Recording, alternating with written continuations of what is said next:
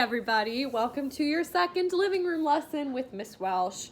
Hopefully you have your ukulele. Hopefully you did your homework from your last lesson. If you haven't, go back to lesson 1 and do that. At the end of lesson 1, I told you guys I wanted you to draw a picture of your instrument, which even if you're not a good artist, that's okay. Do your best.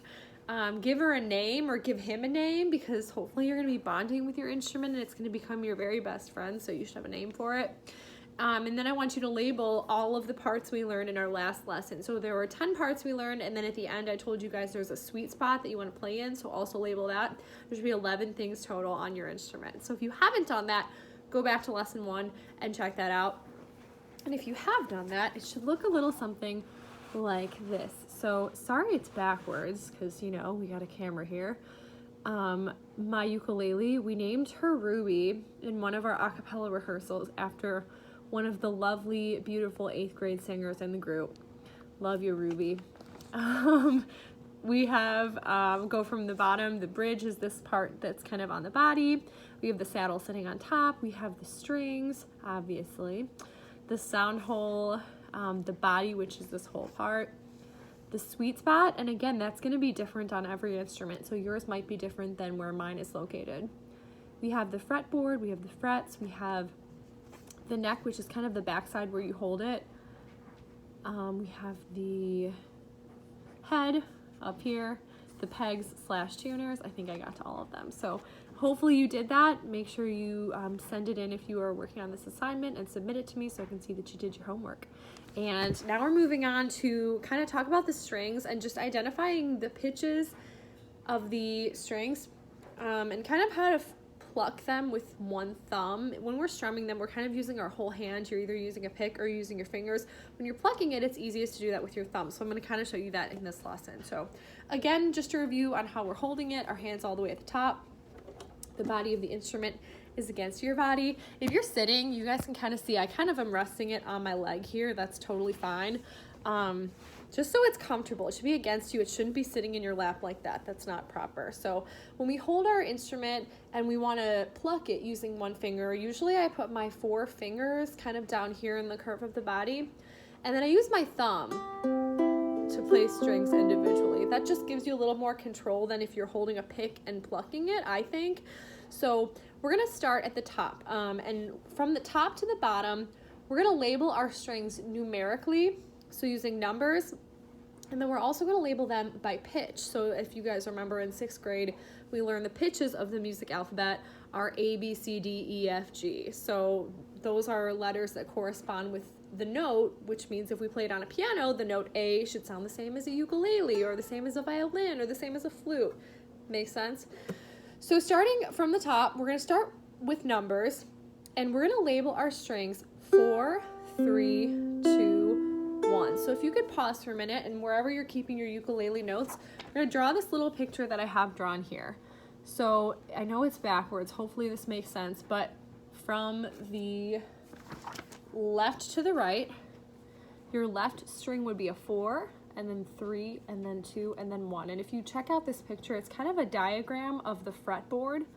So this would be string 4, this would be string 3, this would be string 2, and then the last one is string 1. So if you want to pause it and just kind of draw that, we're going to add the pitches at the bottom in a minute, but start with 4, 3, 2, and 1.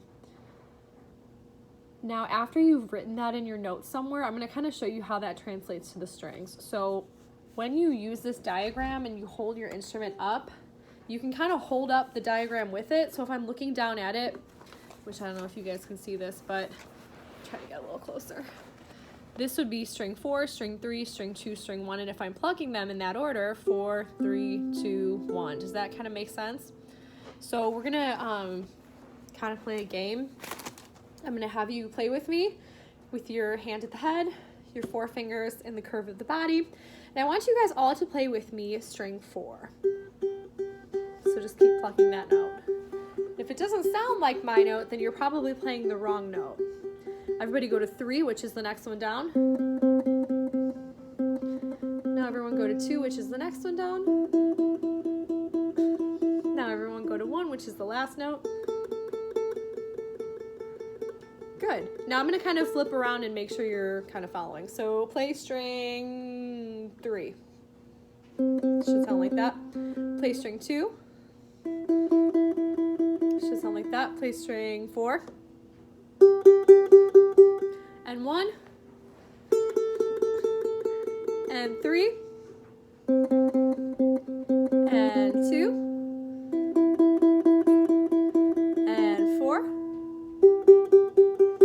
Good. Now the next game, we play this in class. Hopefully it'll work playing it on the video. We'll see. I'm going to play 4 pitches on the steady beat. And after I play the 4 pitches, you're going to echo. And I'll play them with you so you kind of hear if you're sounding right. For example, I might play 4, 4, 3, 3. You have 2 beats to think about it, then you play 4, 4, 3, 3. Makes sense? If not, just do the best you can. Okay, I go, you go. 4, 4, 3, 3. Ready, you go. 4, 4, 3. Good. Here's the next one. 3, 2, 1, 1. Ready and go. 3, 2, 1, 1. Here's the next one. 4, 1, 4, 4. Ready and go. 4, 1, 4, 4. I played the wrong note there. 1, 4, 2, 2. Ready and go. 1, 4, 2, 2. Here's the last one. 4, 2, 3, 3. Ready and go. 4, 2, 3, 3. Hopefully that made sense. If you need to go back and do that again, if you didn't do really well, rewind and kind of practice those numbers just so you're comfortable with it. The next part we're going to throw in now is the pitches. So we use pitches, like I said, in every instrument when we're singing, when we're reading music. The pitches of the music alphabet are A, B, C, D, E, F, and G, and those correspond to the sounds we hear. So we're going to start by labeling the pitches, okay? So on that same diagram, at the top we have 4, 3, 2, 1 from left to right, and again, it might be backwards. Hopefully you guys understand what I'm doing though. At the bottom, we're going to label by pitches, and actually let me write that down on my sheet so you guys can have that and be clear. Our pitches of the strings, you might have learned this already, but they are from left to right, G, C, E, and A.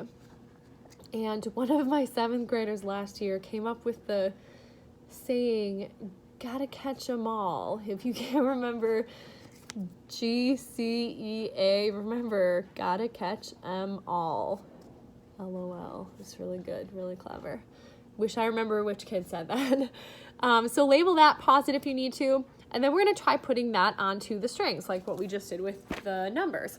So according to this diagram, and if I put it up to the ukulele, sometimes kids find it easiest to do that. You kind of like put it in front of your instrument so you can read that this string closest to your face would be the correct G. Then the next one down would be C, good. Then the next one would be E. And then the one furthest away from you is A. Hopefully that makes sense with the diagram. So hold your instrument up in playing position. We're going to do the same thing we did with numbers, but now we're going to do it with pitches. So I want you guys to all start by playing the A string. See if you can do it without me, and then I'll show you the answer. Okay, this is what it should be. A, good. Now play G. That one, good. Play C. Next one down, good. Play E. And now we're gonna jump around, so be ready for any of them. Play G. Play A. Play C. Play E. And G. And A. And E. And G. And C. And play A. And play D. Try to trick ya. D would be putting one finger on the C string, but that is neither here nor there. All right, same game. I'm gonna play 4, then you're gonna echo those 4. Try to keep them on a steady beat so you're playing it with me, okay? So same as before, I might play G, G, C, C. Then you wait 2 beats, then you play. G, G, C, C. Here's the next one.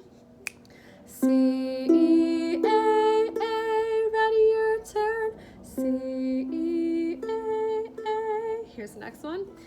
A, G, ready and go. A, G, next one.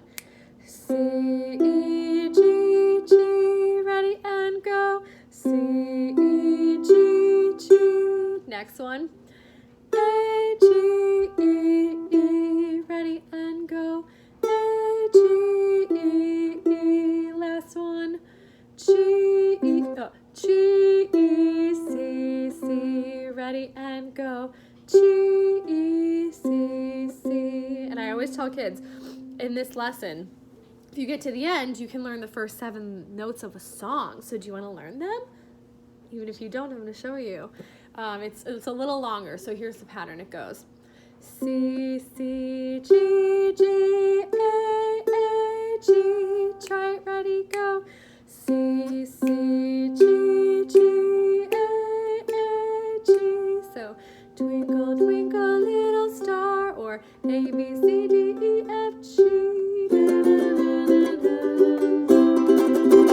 All right, review the numbers, review the pitches, review the parts of the instrument, and then we will rock on the next lesson. Good job, everybody. Thanks for listening.